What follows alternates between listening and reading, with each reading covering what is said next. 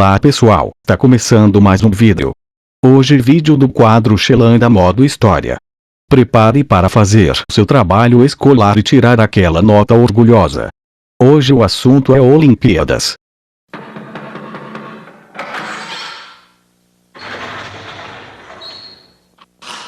Senta que lá vem a história. A cada 4 anos, atletas de centenas de países se reúnem no país sede para disputarem um conjunto de modalidades esportivas. A própria bandeira olímpica representa essa união de povos e raças, pois é formada por 5 anéis entrelaçados, representando os 5 continentes e suas cores. A paz, a amizade e o bom relacionamento entre os povos e o espírito olímpico são os princípios dos Jogos Olímpicos. Origem dos Jogos Olímpicos. Foram os gregos que criaram os Jogos Olímpicos. Por volta de 2500 a.C.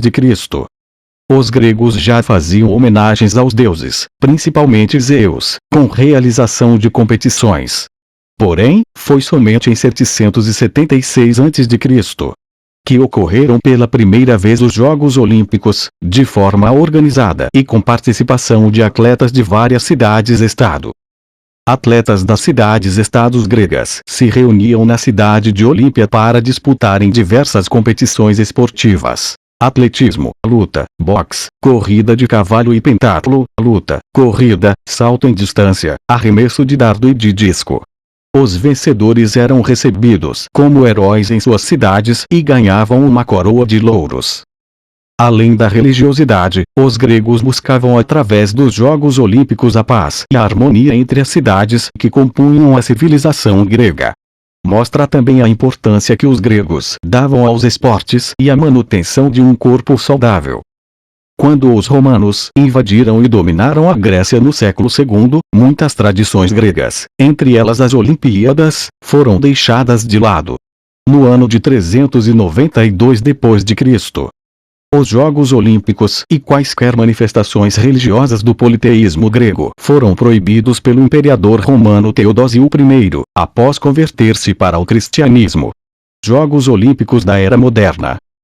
No ano 1896, os Jogos Olímpicos são retomados em Atenas, por iniciativa do francês Pierre de Frede, conhecido como Barão de Coubertin.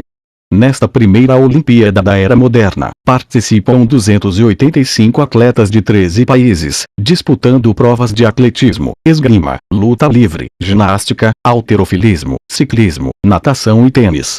Os vencedores das provas foram premiados com medalhas de ouro e um ramo de oliveira. Jogos Olímpicos e política. As Olimpíadas, em função de sua visibilidade na mídia, serviram de palco de manifestações políticas, desvirtuando seu principal objetivo de promover a paz e a amizade entre os povos. Nas Olimpíadas de Berlim, 1936, o chanceler alemão Adolf Hitler, movido pela ideia de superioridade da raça ariana, não ficou para a premiação do atleta norte-americano negro Jesse Owens, que ganhou 4 medalhas de ouro. Nas Olimpíadas da Alemanha em Munique, 1972, um atentado do grupo terrorista palestino Setembro Negro matou 11 atletas da delegação de Israel. A partir deste fato, todos os Jogos Olímpicos ganharam uma preocupação com a segurança dos atletas e dos envolvidos nos Jogos. Em plena Guerra Fria, os Estados Unidos boicotaram os Jogos Olímpicos de Moscou, 1980, em protesto contra a invasão do Afeganistão pelas tropas soviéticas. Em 1984, foi a vez da União Soviética não participar das Olimpíadas de Los Angeles, alegando falta de segurança para a delegação de atletas soviéticos. Você sabia? No ano de 1916, as Olimpíadas deveriam ocorrer na Alemanha. Porém, em função da Primeira Guerra Mundial, os Jogos Olímpicos foram cancelados. Em função da Segunda Guerra Mundial, os Jogos Olímpicos de 1940 e 1944 também foram cancelados. Os principais valores do espírito olímpico são: entendimento mútuo, igualdade, amizade e jogo limpo. Cricket, golfe e cabo de guerra já foram esportes olímpicos no começo do século XX.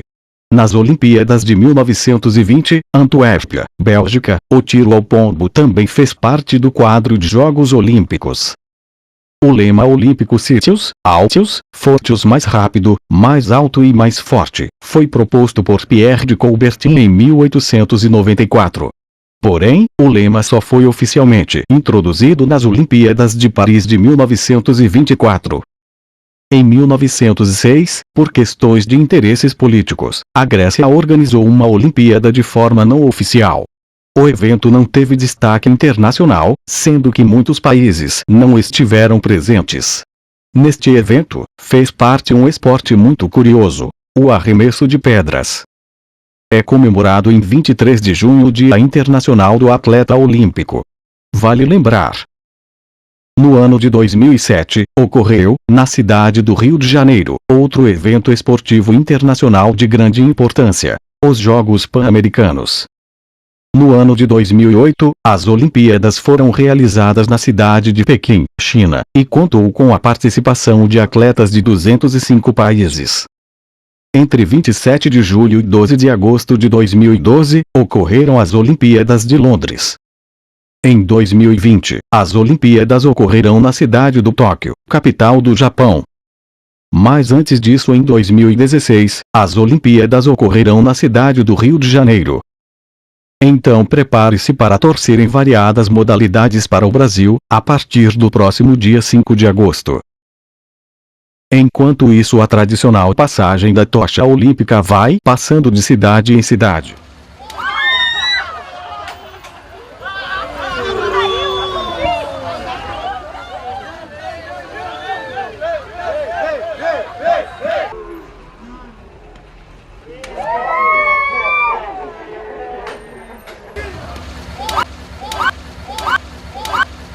E as Olimpíadas no Brasil deu ruim. O que você acha, brasileiros? O que para muitos é benefício, honra, orgulho sediar uma Olimpíada. Tem ocorrido muitos protestos pela atual situação que o Brasil vem enfrentando. A crise financeira, onde tem gerado muito desemprego, atrasos de salários no setor público, principalmente no estado do Rio, onde vai sediar as Olimpíadas, a vergonhosa situação da saúde e os vergonhosos escândalos políticos, em exemplo a Lava Jato. Gritos, apitaços e palavras de ordem contra o governo do Rio de Janeiro.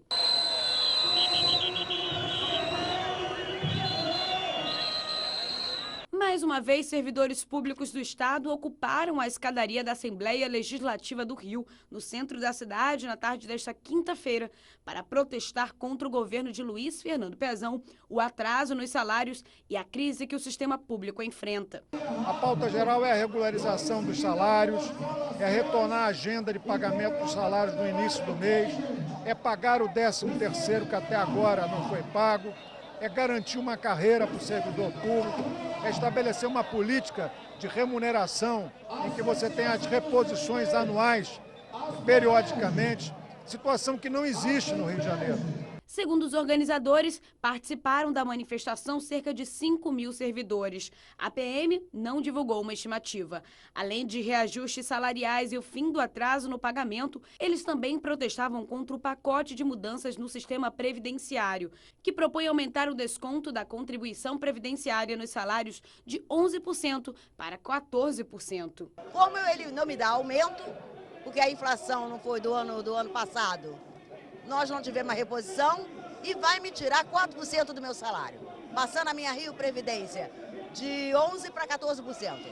A nossa luta não é só pelas nossas questões, pelos nossos direitos. A nossa luta é também pelo serviço público que atende a essa população da classe trabalhadora. Além desta manifestação, os servidores também realizam uma paralisação que dura 72 horas. O ato termina nesta sexta-feira, mas algumas categorias já realizam assembleias para definir o futuro da greve. A manifestação contou com a apresentação de alunos de uma escola estadual de teatro, que por meio de encenação questionaram o devido uso do dinheiro público. Da Alerj, os manifestantes caminharam até a Candelária, onde o ato foi encerrado. Sem falar, meus amigos, do medo de ataques terroristas nos dias dos jogos. pois estará delegações de vários países, onde muitos têm sofrido constantes ataques em seus países. Em exemplo, a França, que recentemente sofreu outro ataque depois de ter sido alvo em novembro de 2015. De planejar ataques terroristas que foram presos ontem na Operação Hashtag, 2 moravam em São Paulo. Um dos suspeitos é dono de confecções de roupas populares. Mohamed Munir Zakaria tem lojas na região do Brás. Um antigo funcionário diz que ele sempre foi um homem pacífico. Até eu mesmo, às vezes eu fazia brincadeira com ele, falava, patrão, quando você ficar nervoso, patrão, não vai tacar a bomba em cima de mim não, hein, cara. Ele falava, não. E aí, na minha religião, a gente não aprende isso. Na minha religião, a gente aprende a ajudar, respeitar e cuidar do próximo. O apartamento de Zacarias está fechado desde a prisão. Vizinhos contaram que os policiais federais chegaram aqui ao prédio às 4h30 da manhã, mas só subiram depois das 5. Eles tiveram que bater várias vezes no apartamento de Mohamed Zakaria e só depois de ameaçar arrombar a porta é que ele decidiu abrir. Os agentes ficaram lá em cima por mais de 3 horas. Saíram levando um saco com dinheiro, um computador e um celular. Outro suspeito foi preso em Guarulhos, na Grande São Paulo. Vitor Barbosa Magalhães é casado e tem 2 filhos e trabalhava com o pai numa oficina. Ele usa o nome de Vitor Abdullah e dava aulas de árabe pela internet. Há 6 anos recebeu um convite para estudar o idioma no Egito. De quem eu não sei quem foi a pessoa que fez o convite, mas aí ele ficou 6 meses lá, estudou e veio para cá. Nessa época, Vitor se converteu ao islamismo. Ele é uma pessoa boa, ele quer ajudar todo mundo. Para a família, ele está sofrendo preconceito religioso. Não é porque que ele gosta da religião, porque ele tem religião, que acha que por estão falando, igual estão falando aí, que meu filho é um terrorista. Não tem como, gente. É isso aí, galera. Nosso vídeo está chegando ao fim. Se gostou do vídeo, não esqueça de deixar seu gostei, curtir e compartilhar com seus amigos. Se ainda não viu, está em destaque o nosso último vídeo do quadro Xelanda Modo História, onde falamos sobre a marca Honda, suas fabricações de motos e carros. Até a próxima, pessoal!